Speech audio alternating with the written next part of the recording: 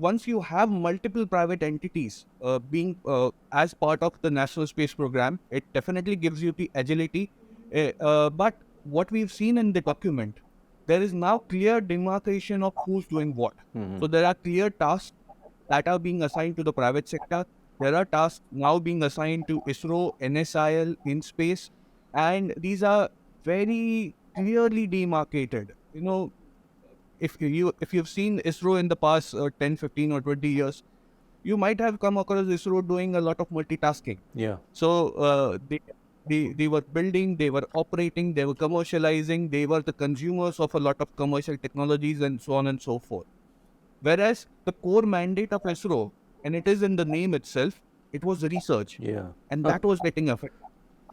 The government took cognizance of this particular fact that ISRO needs to focus again on R&D, and this is what they've clearly stated in this particular policy document. So ISRO now has been tasked to only look after R&D and give away uh, any technology or any platform or any service that has achieved commercial readiness.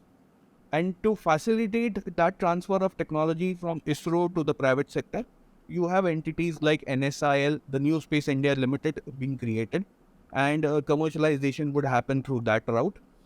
At the same time, ISRO is also a custodian of a massive amount of R&D and testing infrastructure, uh, which you see them in all the ISRO facilities.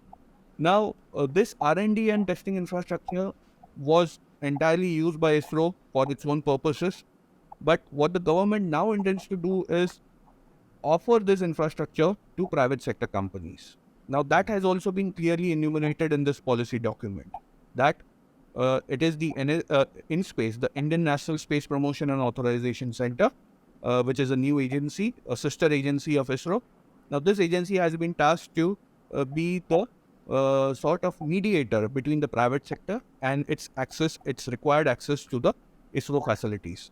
So there is a lot of clarity that is emanating from this particular document, and a lot of takeaways for all the stakeholders.